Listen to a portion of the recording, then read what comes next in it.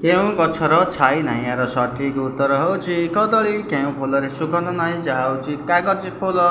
କେଉଁ ପକ୍ଷୀ କ୍ଷୀର ଓ ପାଣି ଅଲଗା କରିପାରେ? ତାହା ହେଉଛି ହଂସ। କେଉଁ ଜିନିଷ ଦେଲେ ବଢ଼େ? ଜ୍ଞାନ। କେଉଁ ଜିନିଷ ଯେତେ ଟାଣିଲେ ସେତେ ଛୋଟ ହୁଏ? ତାହା ହେଉଛି ସିଗାରେଟ୍।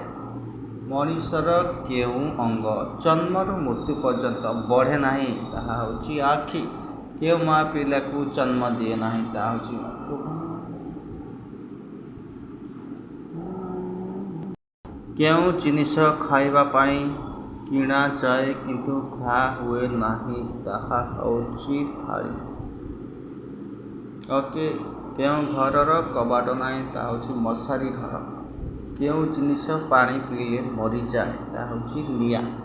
କେଉଁ ଜିନିଷ ଭାଙ୍ଗିଲେ ଶବ୍ଦ ହୁଏ ନାହିଁ? ତାହା ହେଉଛି ବିଶ୍ୱାସ। କେଉଁ ଜିନିଷ ସବୁବେଳେ ଆସେ କିନ୍ତୁ କେବେ ପହଞ୍ଚେ ନାହିଁ? ତାହା ହେଉଛି ଆସନ୍ତାକାଲି। କେଉଁ ଜିନିଷ ଦିନରେ ଥାଏ ରାତିରେ ନଥାଏ? ତାହା ହେଉଛି ସୂର୍ଯ୍ୟକିରଣ।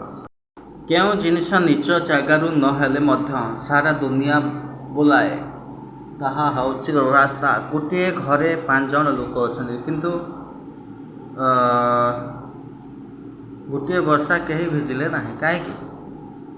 ବର୍ଷା ହେଉନଥିଲା। କେଉଁ ଜିନିଷ ନିଜେ ଚାଲେ ନାହିଁ କିନ୍ତୁ ସବୁକୁ ଚଲାଏ? ସମୟ। କେଉଁ ଜିନିଷ କାଟିଲେ ଲୋକେ ଖୁସି ହୁଅନ୍ତି? ତାହା ହେଉଛି କେକ୍।